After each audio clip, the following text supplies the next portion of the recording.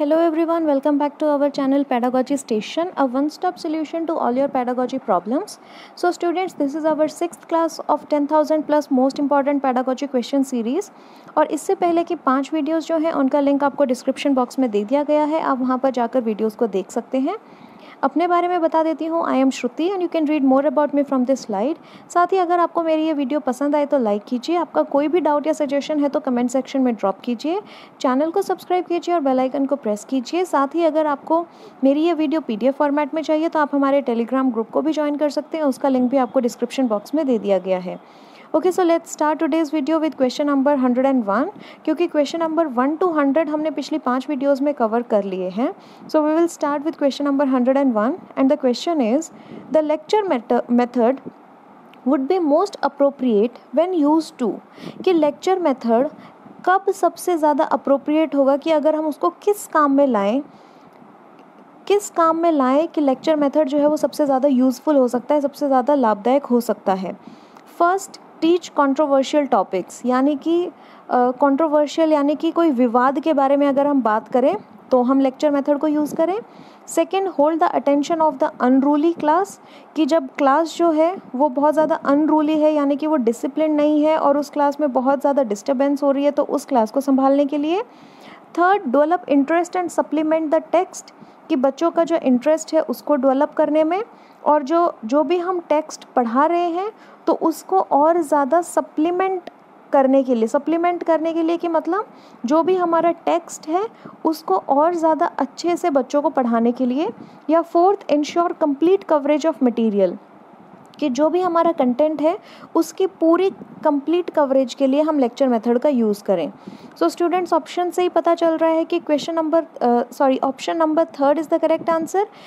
Develop interest and supplement the text, कि बच्चों का जो इंटरेस्ट है उसको डेवलप करने के लिए यूज़ किया जाता है, प्लस जो हमारा जो भी टेक्स्ट मटेरियल है उसको सप्लीमेंट करने के लिए यूज़ किया जाता है। बच्चों का इंटरेस्ट किस तरह से डेवलप किया जाएगा, कि अगर बच्चों का इंटरेस्ट नहीं आ रहा है तो लेक्चर मेथड से ही हम उनका इंटरेस्ट डेवलप कर सकते हैं, जैसे कि उनको कोई ना कोई एग्जाम्पल दे करके या कोई स्टोरी सुना करके या कोई इस तरह की पोएम सुना करके, जिससे कि उनका इंटरेस्ट डेवलप होए। तो लेक्चर मेथड को हम यूज़ कर सकते हैं बच्चों का इंटरेस्ट डेवलप करने में, साथ ही जो भी हम पढ़ा रहे हैं उसको सप्लीमेंट करने में। So the correct option is option number 3rd. Okay, next question is 102. Gender bias refers to, students से CTET 2015 में आया हुआ क्वेश्चन है। जेंडर बायस क्या होता है? First, A, differential treatment of boys and girls based on expectations due to cultural attitude, कि जो भी हमारी कल्चर्स की ज़रूरतें होती है उसके हिसाब से बॉयज़ और गर्ल्स में अलग तरह का ट्रीटमेंट देना, दोनों को, गर्ल्स को एक अलग तरीके से ट्रीट करना और बॉयज़ को एक अलग तरीके से ट्रीट करना। B, genetic differences that exist between boys and girls, कि बॉयज़ एंड गर्ल्स हम जो बॉयज़ होते हैं उनका जो बॉडी का मेकअप होता है या जो उनकी बॉडी की बनावट होती है वो अलग होती है, और गर्ल्स के जो जेनेटिक या बॉडी की जो मेकअप है या बॉडी की डेवलपमेंट है या बॉडी की बनावट है वो एक अलग होती है। तो इस तरीके से दोनों को, बॉयज़ एंड गर्ल्स को, अलग अलग उनकी बॉडी स्ट्रक्चर के हिसाब से उनको अलग देखना। या see, perception of self as relatively feminine and masculine in characteristics, कि अपने आप को, अगर मैं एक गर्ल हूँ तो मैं अपने अंदर सारी गर्ल्स की ही क्वालिटी देखूँ, अपने आप को एक फेमिनिन रूप में देखूँ, और अगर मैं बॉय हूँ तो मैं खुद को एक मैस्कुलिन रूप में ही देखूँ, कि बस मैं जो हूँ मेरे अंदर सारे एक मेल के ही फीचर्स हैं और मैं काम भी सब मेल वाले ही करूँगा। इस तरह की अगर हम थिंकिंग ले आते हैं तो। या फिर D, acknowledgement of differences between boys and girls due to their physiology, यानी कि सेम पॉइंट जैसे कि बी कह रहा है कि जो उनका फिजिकल स्ट्रक्चर है उनकी बॉडी के हिसाब से गर्ल को अलग तरीके से ट्रीट करना और एक बॉय को अलग तरीके से ट्रीट करना। सो स्टूडेंट्स, ऑप्शन से ही पता चल रहा है the correct option is option number A, कि अगर हम कल्चरल ज़रूरतों के हिसाब से एक बॉय को और एक गर्ल को अलग तरीके से ट्रीट करते हैं तो वही हमारा जेंडर बायस होता है। ओके, क्वेश्चन नंबर 103 देख लेते हैं। Among the following which one is educable IQ? Students, educable IQ होता है कि एक वो रेंज IQ की जिसमें कि हम बच्चे को पढ़ाएं तो उसको कुछ समझ आ सकता है। वो एक ऐसी रेंज है जो कि आपको बतानी है कि किसको हम एडुकेबल IQ कहते हैं। First 50 to 70, second 40 to 90, third 60 to 80 या fourth 80 to 90। So students correct option is 1 that is 50 to 70। की नोट्स देख लेते हैं। In this stretch a child learns with a slight support and help of more educated person. कि 50 to 70 वाला जो IQ होता है उसमें बच्चा जो है वो पढ़ाई कर सकता है, लेकिन वो थोड़ा अगर उसको सपोर्ट मिल जाए या उससे ज़्यादा पढ़ा हुआ कोई इंसान है वो उसकी थोड़ी हेल्प कर दे तो वो पढ़ सकता है। तो 50 to 70 का जो IQ होता है इसको हम एडुकेबल IQ में काउंट करते हैं, क्योंकि इससे नीचे के जो IQ वाले बच्चे होते हैं वो लोग पढ़ नहीं पाते, उनको अगर हम सपोर्ट भी दे देंगे तो भी वो नहीं पढ़ पाते। और इससे ऊपर IQ वाले जो बच्चे होते हैं वो तो ऑटोमेटिकली खुद से ही पढ़ पाते हैं। सो 50 to 70 हम बोलते हैं कि ये एडुकेबल IQ होता है अगर एक बच्चे को थोड़ा बहुत बाहर से सपोर्ट मिल जाता है तो। सो the correct option is 50 to 70। Okay 104 question देख लेते हैं। The theory of multiple intelligence says that, कि जो थ्योरी है मल्टीपल इंटेलिजेंस की वो क्या कहती है। स्टूडेंट्स से सीटेड 2018 में आया हुआ क्वेश्चन है। First, intelligence can be of several kinds, की जो इंटेलिजेंस है वो अलग अलग तरह की हो सकती है। Second, paper pencil tests are not helpful, कि जो पेपर पेंसिल टेस्ट्स हैं वो हेल्पफुल नहीं है।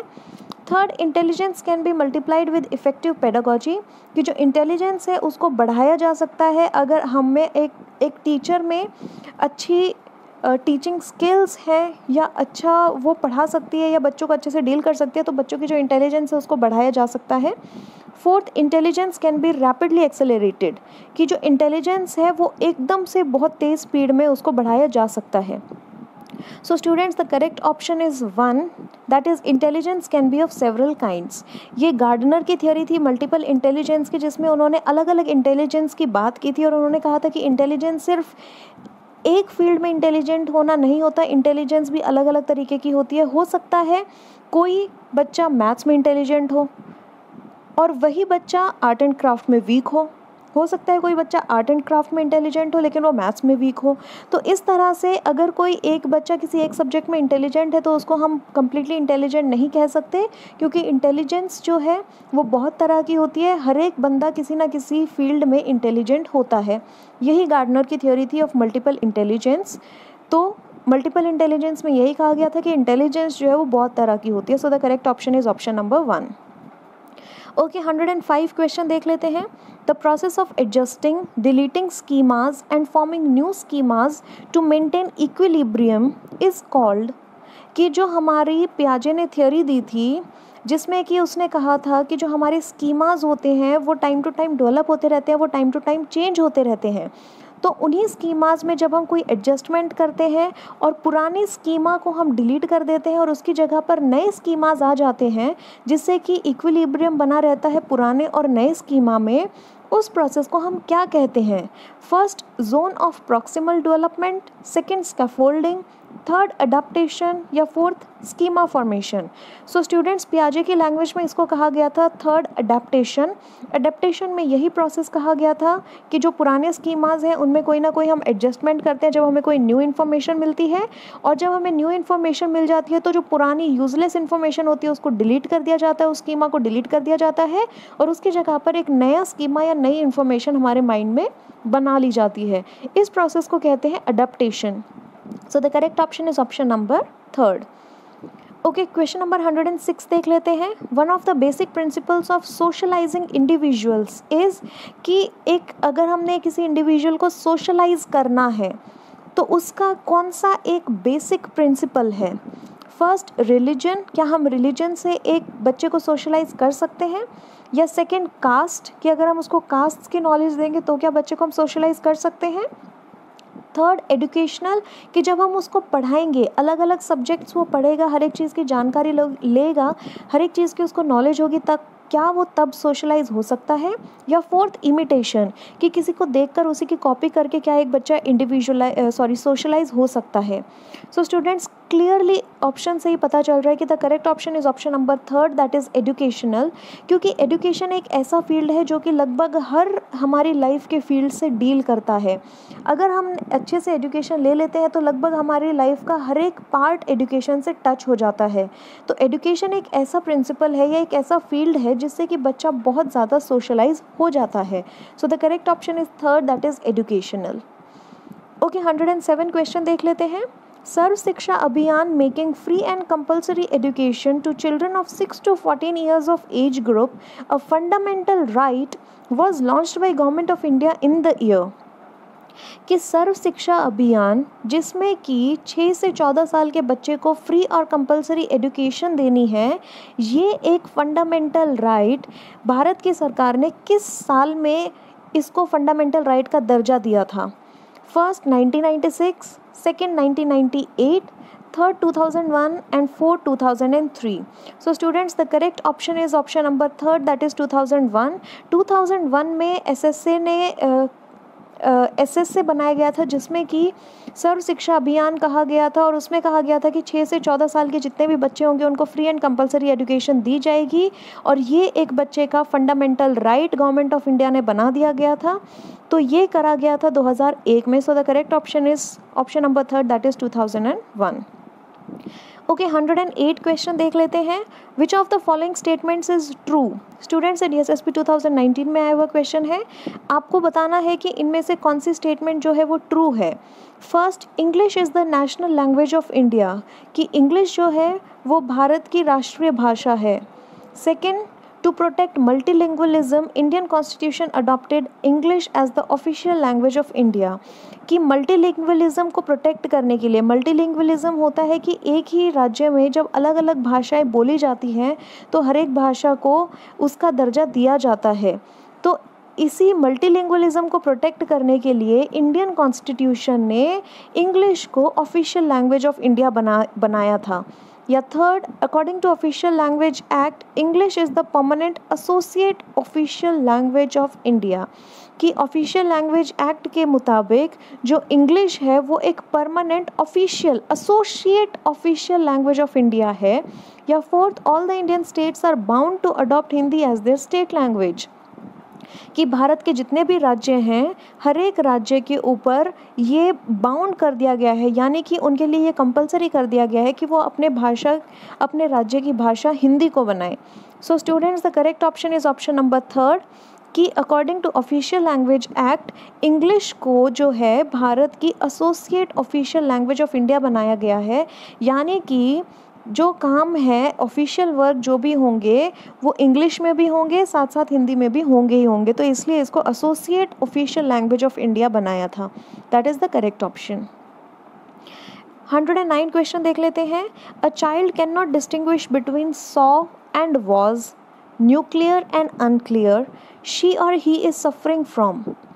फर्स्ट, एक बार क्वेश्चन को समझ लेते हैं उससे पहले, कि एक बच्चा जो है वो सॉ और वॉज में, न्यूक्लियर और अनक्लियर में फ़र्क नहीं बना पाता है। वो सॉ को सॉ पढ़ता है और वॉज को भी सॉ पढ़ता है, या वो न्यूक्लियर को भी अनक्लियर पढ़ता है और अनक्लियर को भी अनक्लियर ही पढ़ता है। तो वो इस चीज़ में कोई फ़र्क नहीं कर पाता है। तो वो बच्चा किस चीज़ से सफ़र कर रहा है, कौन सी बीमारी से सफ़र कर रहा है?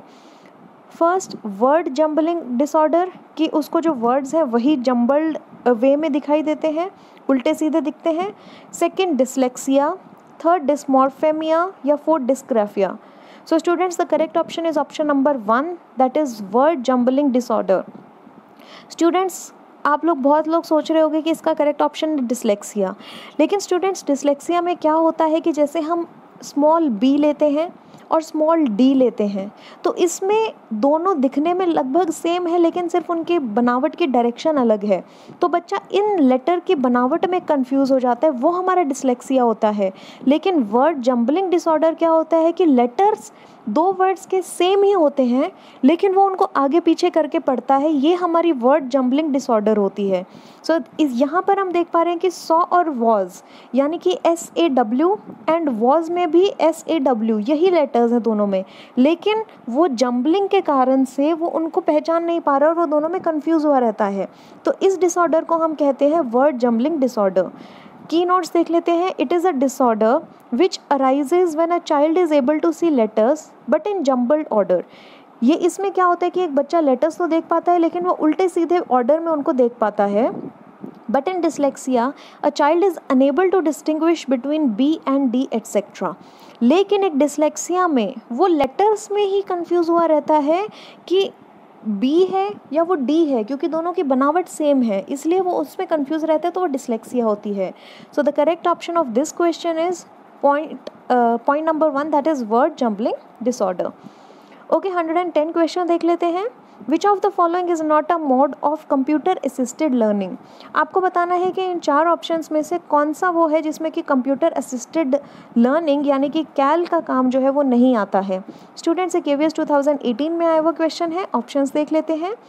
1 ट्यूटोरियल, कि जैसे हमारी ट्यूटोरियल वीडियोस होती हैं, जैसे कि हम यूट्यूब पर भी देखते हैं कि बहुत सारी ट्यूटोरियल वीडियोस होती हैं, जैसे कि DIY वीडियोस होती है कि खुद से ही आप क्राफ्ट की चीज़ें भी बना सकते हैं, या समटाइम्स मेकअप ट्यूटोरियल्स भी आते हैं। तो इस तरह की जो ट्यूटोरियल वीडियो होती हैं तो उसमें क्या कैल का यूज़ होता है? डेफिनेटली होता है। Second, drill and practice session, कि हमने किसी चीज़ का ड्रिल करके देखना है जिसकी कि हमने पहले से ही प्रैक्टिस करके देखनी है, तो क्या उसमें हम कैल का यूज़ कर सकते हैं? हम डेफिनेटली कर सकते हैं। Third is modelling. मॉडलिंग यानी कि हमने किसी भी चीज़ का एक मॉडल बनाना है, हमने एक किसी भी चीज़ का फिज़िकली छोटा रूप बनाना है, तो क्या उसमें कैल यूज़ होगा?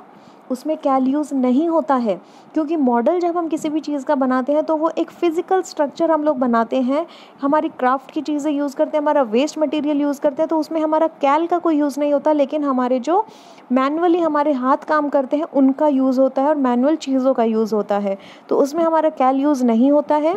4 data interpretation and drawing conclusions, कि हमने कोई डेटा को अगर इंटरप्रेट करना है और उसमें से फिर एंड में कंक्लूजन निकालना है, उसमें कैल का यूज़ कर सकते हैं। डेफिनेटली कर सकते हैं कि हम कंप्यूटर की हेल्प लेकर के कोई भी डेटा को अच्छे से इंटरप्रेट कर सकते हैं। So correct option is option number 3 that is modelling. Okay, question number 111 देख लेते हैं। विच of the following can be a good teacher in junior classes. आपको बताना है कि ये 4 ऑप्शंस में से कौन सा एक अच्छा टीचर बन सकता है छोटी प्राइमरी क्लासेस में। 1 male teacher, 2 lady teacher, 3 only elderly male teacher, या 4 none of the above. So students, हम जनरली देखते हैं कि प्राइमरी सेक्शन जो होता है उसमें हम लेडी टीचर को प्रेफर करते हैं, क्योंकि लेडी टीचर्स को माना जाता है कि वो बहुत ज़्यादा सॉफ्ट दिल की होती हैं और उनको बच्चे संभालने का कहीं ना कहीं एक्सपीरियंस होता है, या अगर एक्सपीरियंस नहीं भी होता है तो भी जो एक लेडी टीचर है वो सॉफ्ट हार्टेड होती है, वो बच्चों के साथ अच्छे से हैंडल कर पाती है as compare to male teachers. So हम प्राइमरी सेक्शंस में जनरली देखते हैं कि जो फीमेल टीचर्स हैं उन्हीं को ही कंसिडर किया जाता है। So the correct option is option number 2 that is lady teacher. की नोट्स देख लेते हैं। It is believe that ladies are soft spoken and are good in dealing the junior students. कि देखा गया है, ज़्यादातर देखा गया है कि जो लेडी टीचर्स होती हैं वो सॉफ्ट स्पोकन होती हैं और वो छोटे बच्चों को आराम से हैंडल कर लेती हैं, इसीलिए ही जूनियर क्लासेस में लेडी टीचर को रखा जाता है। ओके, क्वेश्चन नंबर 112 देख लेते हैं। For group discussions a teacher needs to provide peoples with training and support. कि एक ग्रुप डिस्कशन जब भी हम क्लास में करते हैं तो उसके लिए एक टीचर जो है वो बच्चों को कोई ना कोई ट्रेनिंग देती है या बच्चों को कहीं ना कहीं सपोर्ट करती है। Which technique she should adopt to achieve this. तो ऐसे बच्चों को सपोर्ट करने के लिए एक टीचर को कौन सी टेक्निक अपनानी चाहिए।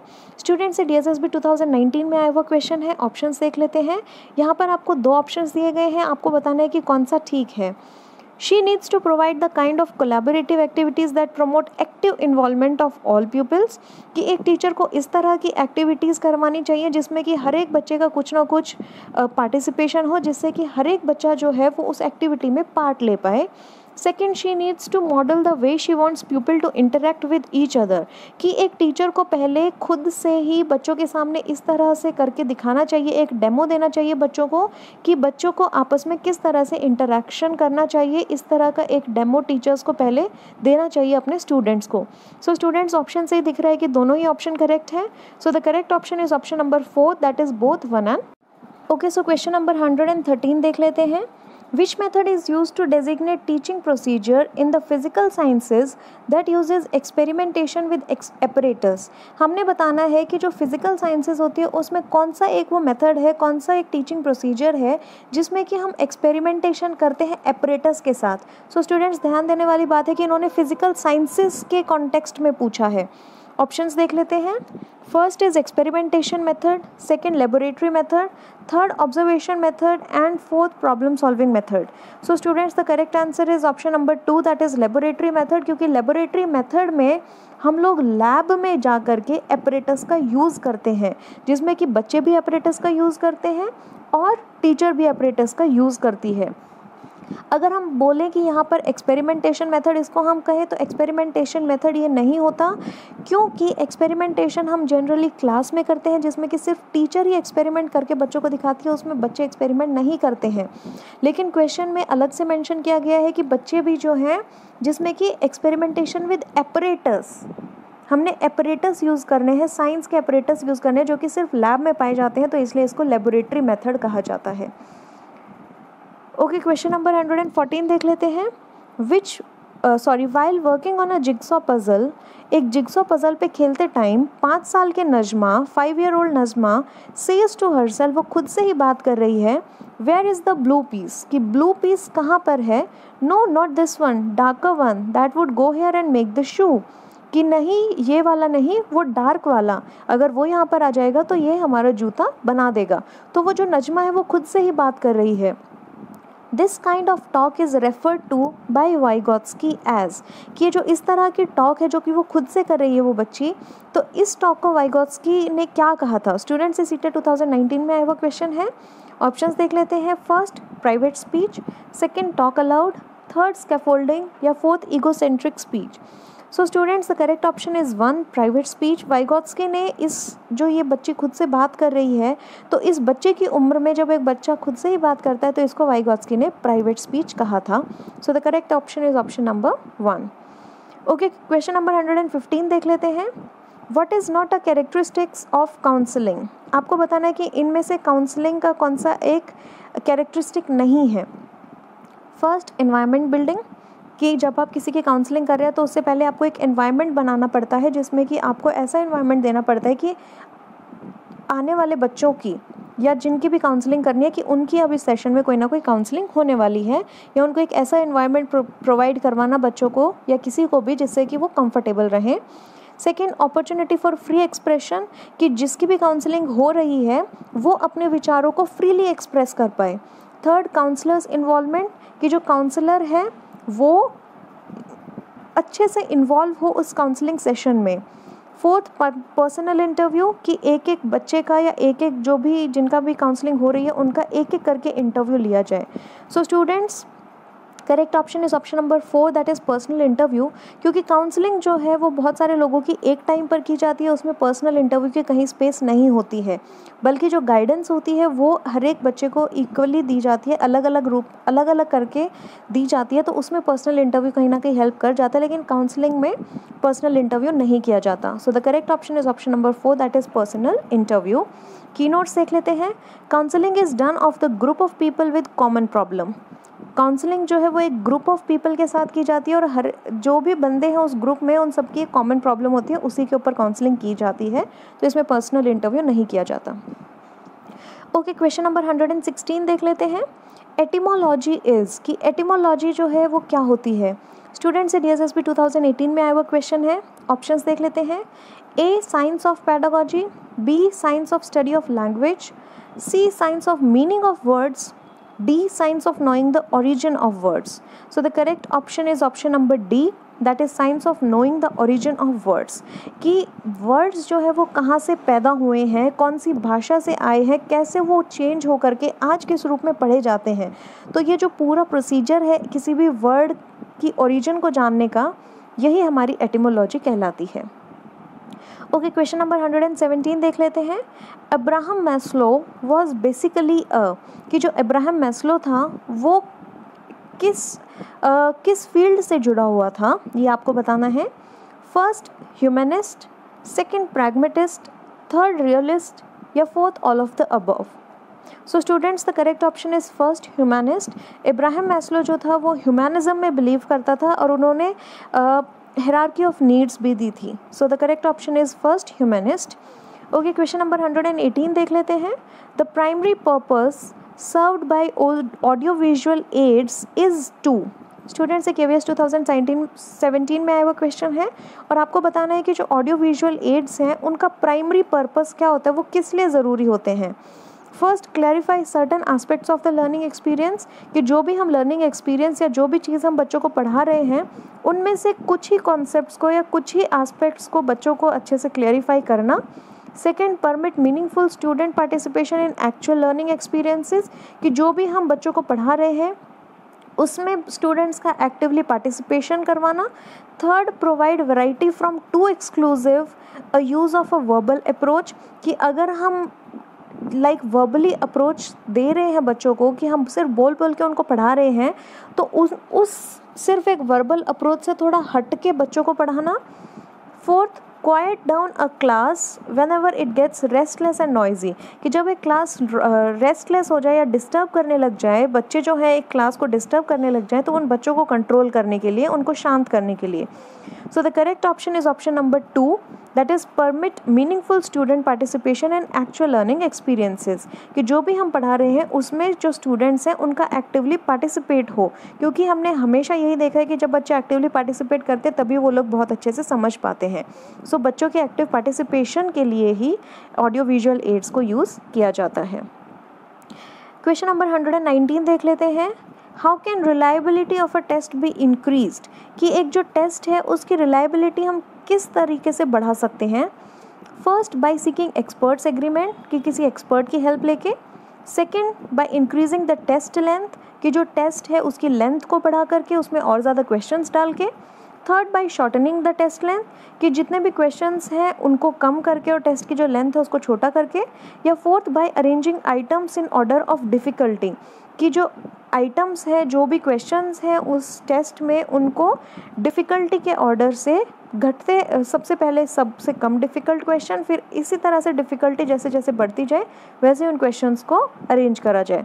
सो the correct option is option number 1, that is by seeking experts agreement, कि एक जब हम किसी एक्सपर्ट की हेल्प लेते हैं तो हमें पता चल जाता है कि कहाँ पर क्या कमी है, और उसी के अकॉर्डिंग हम जो है जो वो टेस्ट्स बनाते हैं उनको इम्प्रूव कर सकते हैं, उनको और ज़्यादा रिलायबल बना सकते हैं।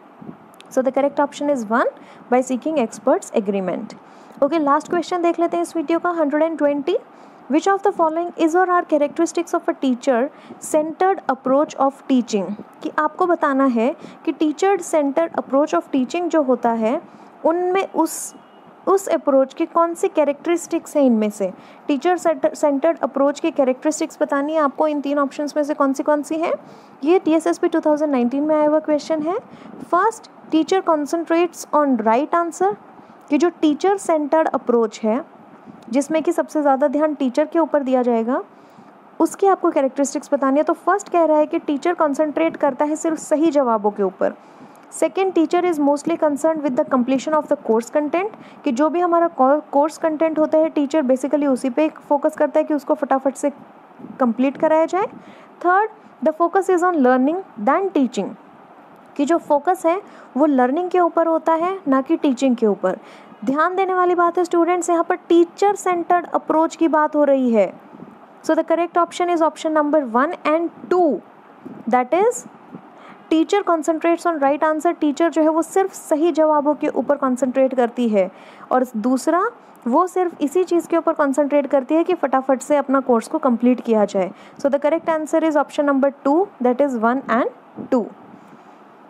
ओके, सो आज की हमारी ये वीडियो यहीं पर फिनिश होती है, और हमने लगभग 120 क्वेश्चंस को कंप्लीट कर लिया है हमारी 10,000 प्लस जो क्वेश्चन सीरीज़ है उसके।